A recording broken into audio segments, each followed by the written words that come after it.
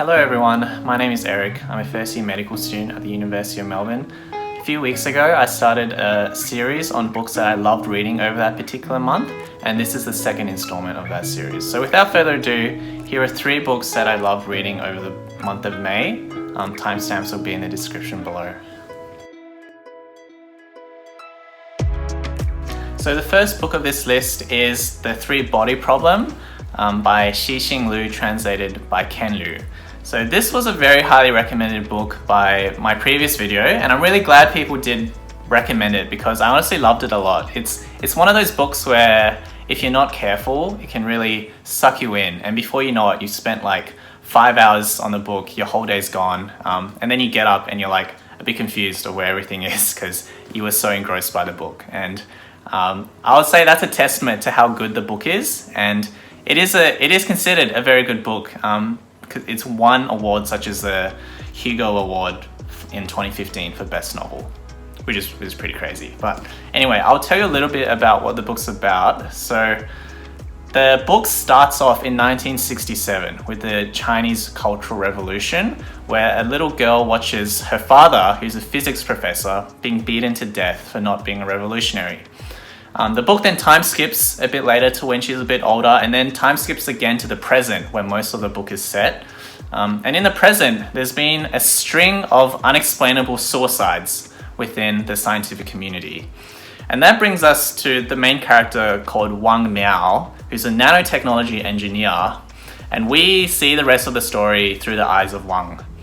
So as he investigates this situation with the Beijing police, we come across this game called The Three-Body Problem. And it's a very mysterious game, and it appears to be the key to a lot of these suicides, as well as a bigger problem which humanity is about to face. And I honestly really loved the plot. It was really engrossing, and I really appreciated how, as we got to explore more of the situation with Wang, his reactions were very relatable to us as a viewer, or as a reader, and that enabled for like quite a strong character development and like character connection that you feel from the viewer, from the reader's perspective. So yeah, this book was initially written in Chinese, but then got translated to English by Ken Liu, and I think he did an amazing job. There were a lot of Chinese nuances in the original writing, which Ken did a good job of trying to flesh out without like damaging the story too much. And he did this in the form of some footnotes for like certain phrases which needed explaining, and certain physics concepts as well, which might have been a bit complicated to just the layman audience. So I really appreciated that, and I think he told the story in a fantastic way. So yeah, this was my first experience with science fiction, and honestly, I have to say I'm pretty hooked. I don't know, I just felt there was something about science fiction which is like very extraordinary. But anyway, the writer Cixin Liu has a thought in his postscript about the beauty of science fiction, so I'll just read it here. He says, "I've always felt that the greatest and most beautiful stories in the history of humanity were not sung by wandering bards or written by playwrights and novelists, but told by science. The stories of science are far more magnificent, grand, involved, profound, thrilling, strange, terrifying, mysterious, and even emotional compared to the stories told by literature." And yeah, this is my first experience with sci-fi, but I would say I agree with that. This book was really crazy. Could not recommend it enough. So yeah, that's The Three-Body Problem by Cixin Liu, translated by Ken Liu. If there was a book with the most incredible ending, it would have to be Life of Pi by Yann Martel. Honestly, I only finished this book a few days ago, but I'm still a little bit shook by the ending of this book. But anyway, let me say what this book was about. So Life of Pi follows the life of Cixin Patel, otherwise known as Pi. And at the start of the book, we're introduced to his childhood. We find out that his father owned a zoo, and then Pi has his very unique perspective on animals and how we should interact with them as humans. But we also find out that Pi is very curious about the idea of truth and the idea of meaning. So we see that Pi begins exploring a bunch of major world religions, and he subsequently converts to Hinduism, Christianity, and Islam. So yeah, that's kind of the beginning of the book. But then the family decides to move over to Canada by ship. And along the way, the ship gets caught up in a storm, and Pi is thrown overboard to a lifeboat with an orangutan, a zebra with a broken leg, a hyena, and a Bengal tiger called Richard Parker. And that's kind of the tiger that you typically see in Life of Pi.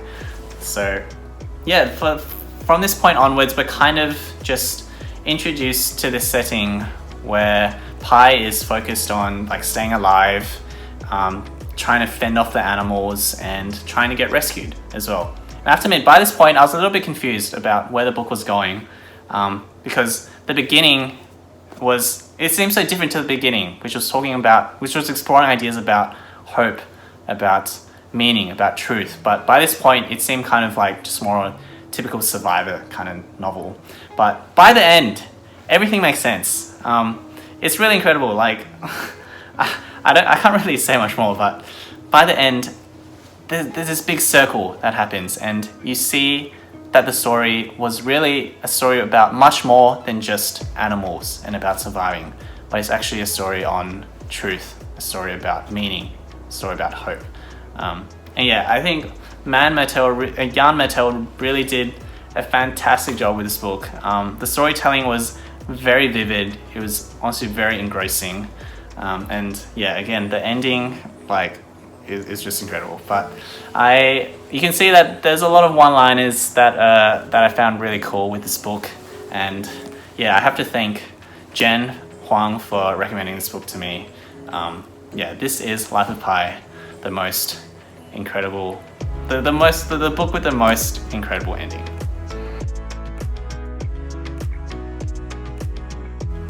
So the third book in this list is When Breath Becomes Air, which is a memoir written by a neurosurgeon called Paul Kalanithi, who was diagnosed with stage 4 lung cancer in 2013 and then proceeded to write down his reflections on his life and on medicine in the form of this memoir.